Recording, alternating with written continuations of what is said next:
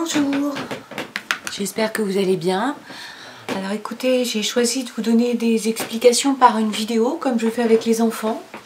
Parce que déjà, de toute façon, il me semble plus facile de comprendre des explications qu'on écoute plutôt que de lire des explications. Et puis, nous avons des familles de primo-arrivants qui ne comprennent pas forcément tous les textes lus. Donc voilà, on va fonctionner comme ceci. Alors je vous préviens d'avance, à la fin de la vidéo, vous n'aurez pas toutes les réponses à vos questions parce que c'est pour l'instant impossible. Vous avez reçu un mail du directeur qui vous explique comment fonctionnent les écoles. Il faut diviser le groupe classe en deux groupes pour limiter la densité à l'intérieur des 4 murs de la classe. Donc ça c'est le principe de base. On divise le groupe classe en deux et il y a une rotation par semaine. Donc le premier groupe qu'on va appeler le groupe impair vient en classe la première semaine et le deuxième groupe qu'on va appeler le groupe pair reste à la maison la première semaine. Par contre, ils font le même travail. Ça c'est important à comprendre, c'est qu'on est en classe ou on est à la maison et on fait à peu près évidemment le même travail. C'est-à-dire que les enfants qui sont à la maison reçoivent le planning, on les supporte pour faire le même travail qu'en classe. D'accord ? À la fin de la semaine, les enfants qui sont en classe, moi, je leur donne le planning précis de la semaine suivante qu'ils passeront à la maison. Je leur donne tout leur matériel, c'est-à-dire les fichiers, le cahier d'écriture avec les modèles et si on a besoin de photocopies, plus des explications sur le travail à faire la semaine suivante, puisqu'il n'y aura plus de vidéos. Les vidéos me prennent à peu près 8 heures par jour, hein, entre filmer, hein, il ne suffit pas de filmer, il y a toute une logistique autour, donc je ne peux pas faire les deux. Bon, ce qui fait que il y a une rotation, soit on est avec moi, soit on est à la maison, mais on a reçu le planning, le matériel et les explications. On revient la semaine d'après, donc il y a un suivi aussi des enfants. Et puis, alors, il y a un petit, pour la première semaine, pour la toute première semaine, je ferai encore des petites vidéos pour les enfants qui restent à la maison puisqu'ils n'auront pas eu les explications et j'enverrai les supports. Donc la toute première semaine sera un tout petit peu encore avec des tutos. Ensuite, on fonctionne comme ça. Alors maintenant, il y a un groupe d'enfants dont les parents ont décidé qu'ils ne revenaient pas du tout à l'école. Donc, ces enfants-là, je leur enverrai pareil le planning et je vais essayer de faire toutes les photocopies jusqu'à la fin de l'année pour qu'ils viennent les chercher à l'école en une seule fois. Donc ainsi, ils ont le livre, les fichiers, les photocopies, le planning et ils peuvent continuer à faire travailler les enfants à la maison de la même façon. Voilà, alors maintenant, ce qu'il faut savoir, c'est qu'il y a un seuil acceptable de 15 personnes dans la classe.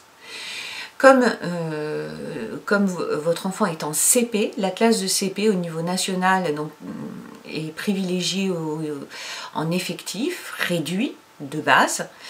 Et donc la particularité de notre classe par rapport à toutes les autres classes de l'école Fronval, c'est que à l'heure actuelle, peut-être qu'il y aura moins de 15 élèves qui reviendront à l'école. Donc ça, c'est la deuxième option. C'est la deuxième option. S'il y a moins de 15 élèves qui reviennent à l'école, notre classe, et ça n'aura lieu que pour notre classe, c'est impossible pour les autres classes, donc c'est une situation assez privilégiée. Donc si on est en dessous de 15, on arrête les demi-groupes, il y a un seul groupe qui vient tous les jours à l'école. Voilà. Et c'est très simple, c'est l'école. Donc il y a ceux qui ont décidé de rester à la maison, ceux qui ont décidé d'envoyer leur enfant à l'école. À ce moment-là, il n'y a plus de rotation. Donc vous voyez que cette histoire de seuil de 15 élèves, ce problème ne se pose pas dans les autres classes parce qu'ils vont dépasser les 15 élèves de toute façon. Par contre, dans notre classe, je suis à 1 ou 2, enfin je suis à 15 en ce moment, mais je n'ai pas toutes les réponses. Donc, je ne pourrai vous informer du fonctionnement définitif que quand j'aurai le nombre exact d'enfants qui viendront à l'école. Voilà. Je vous tiens au courant dès que je sais.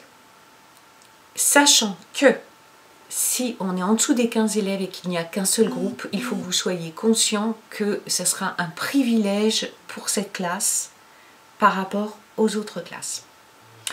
En ce qui concerne les mesures sanitaires, il y aura un protocole national, il y aura un protocole lié à l'établissement qui sera lisible par tous les parents qui envoient leur enfant dans l'établissement, évidemment.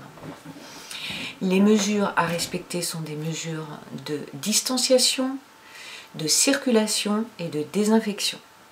Au niveau de la classe, alors je vais commencer par désencombrer un petit peu en enlevant certaines tables de manière à élargir les espaces de circulation.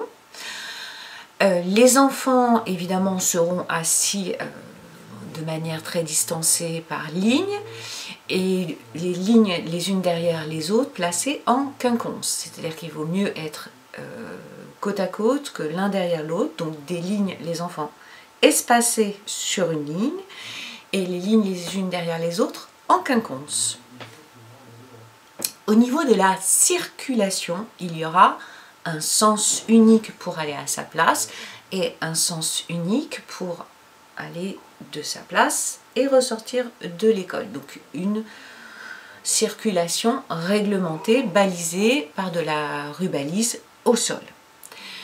À partir du moment où l'enfant est arrivé à sa place, il n'a plus le droit de circuler.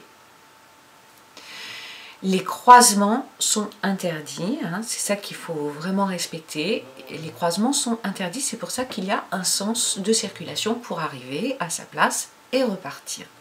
Certaines zones de la classe seront totalement interdites, comme la bibliothèque ou bien l'espace au fond de la classe dans laquelle il y a du matériel pédagogique, des jeux, etc. Je vais fermer ces espaces par de la rubalise aussi. Personnellement, je me tiendrai le plus souvent proche du tableau, donc loin des enfants, à au moins 2 mètres des enfants. Et de toute façon, je porterai tout le temps un masque.